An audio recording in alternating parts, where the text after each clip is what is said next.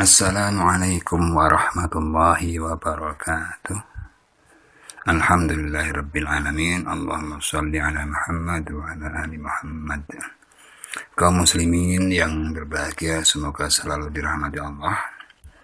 Pada kesempatan ini ingin kami sampaikan sebuah topik berkaitan dengan wahyu pertama yang diturunkan Allah kepada Nabi kita Muhammad sallallahu alaihi wasallam, yaitu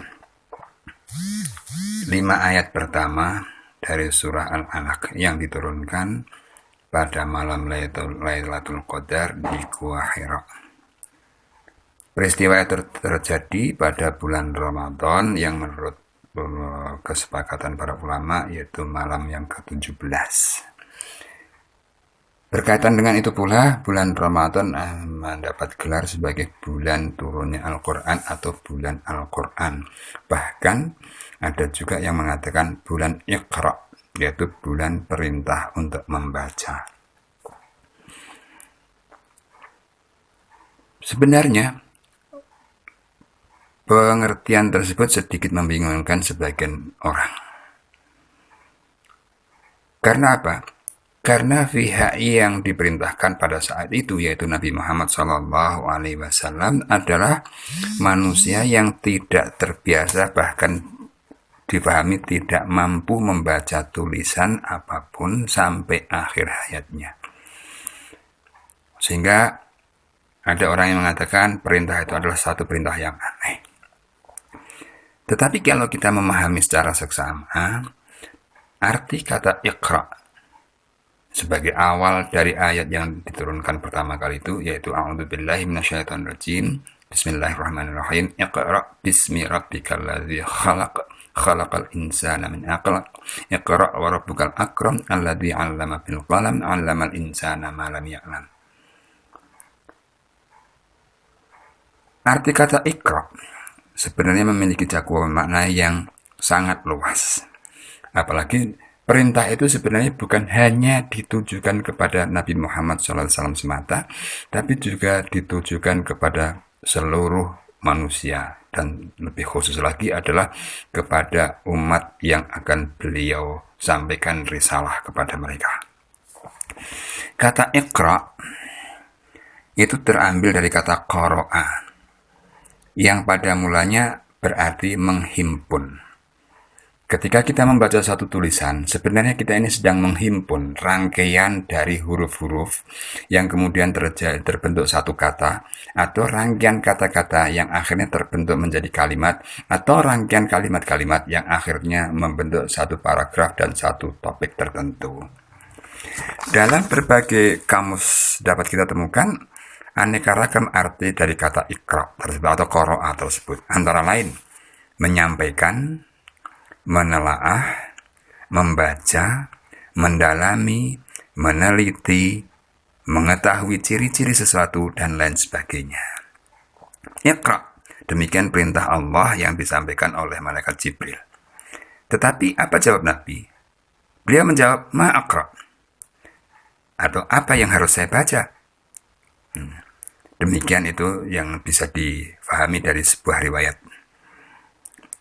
Kita tidak menemukan penjelasan tentang objek perintah tersebut dari redaksi wahyu yang pertama tersebut. Karena perintah membaca dalam redaksi wahyu di atas tidak dikaitkan dengan satu objek tertentu.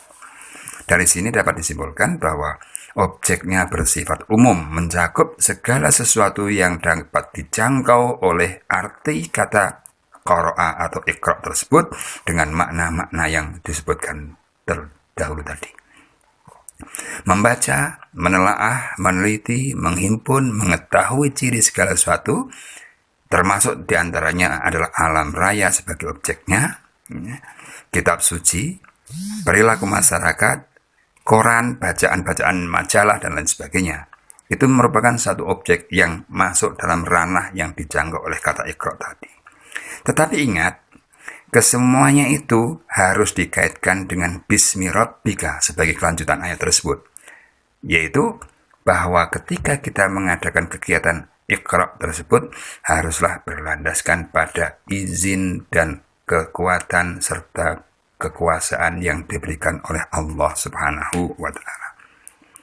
Kemudian sekali lagi kata Iqra diperintahkan, tetapi pada yang kedua kali ini dirangkaikan dengan warabbukal akram.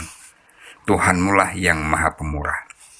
Kemurahannya tidak terbatas, dan di sini Allah menjanjikan siapapun yang membaca demi karena Allah, atau atas izin Allah, atau atas kekuasaan dari Allah, maka ia akan memperoleh kemurahan anugerah-anugerahnya berupa pengetahuan, pemahaman, dan wawasan baru, walaupun objek bacaannya boleh jadi tetap sama. Apa yang dijanjikan ini terbukti secara sangat jelas dalam membaca ayat-ayat Al-Quran, yaitu dengan adanya berbagai macam penafsiran baru atau pengembangan pendapat-pendapat terdahulu, walaupun ayat yang dibaca adalah ayat-ayat yang itu juga. Hal ini terbukti pula dalam hal membaca alam raya, dengan bermunculannya dari waktu ke waktu penemuan-penemuan dan munculnya teori-teori baru yang diungkap oleh para ilmuwan. Demikianlah perintah membaca merupakan perintah paling berharga yang pernah dan yang dapat diberikan kepada umat manusia. Tidaklah berlebihan bila dikatakan bahwa membaca adalah syarat utama guna membangun peradaban.